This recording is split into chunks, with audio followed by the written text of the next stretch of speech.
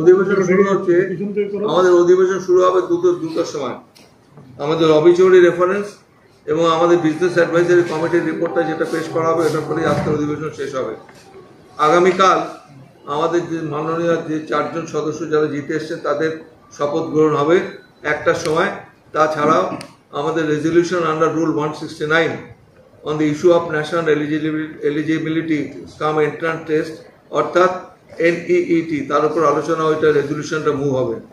আর বুধবার দিন এটার উপর ডিসকাশন হবে 2 ঘন্টা।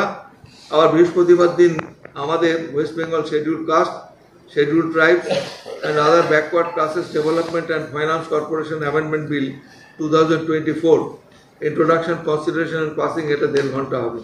আর শুক্রবার দিন আরেকটা রেজলিউশন মুভ করা হবে যে 3টে নতুন আইন হয়েছে ক্রিমিনাল জাস্টিস ডেলিভারি সিস্টেম, তার উপর প্রথম দিন 1.5 ঘন্টা হবে, দ্বিতীয় দিন 29 তারিখও এটা নিয়ে আলোচনা হবে 1.5 ঘন্টা। আপাতত এইটুকু আমাদের বিজনেস আমরা নিচ্ছি। তারপরে 25 তারিখে 2টোর সময় আমাদের বিয়ে কমিটি আবার মিটিং হবে। আজকেও আসতে পারেন, কালকে আসতেও পারেন, না আসতে পারেন, এটা আমি বলতে পারবো এখন রাইট নাও। কালকে যে শপথ সেটাকে বিধানসভার রুল মেনেই হবে? হ্যাঁ, বিধানসভার রুল, কনস্টিটিউশন তো সবই আমি কালকে ওখানে আমি বলে দেবো যে বলার। তাহলে কালকে স্যার সকাল 1st হাফের প্রশ্ন উত্তর, কালকে প্রশ্ন উত্তর হবে না, 1টা থেকেই শুরু। 24 তারিখে, হ্যাঁ 1টা থেকে শুরু হবে। রাজ্যপালের কাছে আমি যা বলার রুলিং ওখানে বলে দেবো, আপনারা ওখানে সব উত্তর পেয়ে যাবেন আপনাদের প্রশ্নের।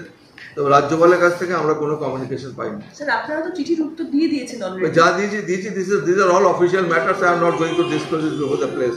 Whatever I have to say, I will say in the house. You will get all the answers in the house.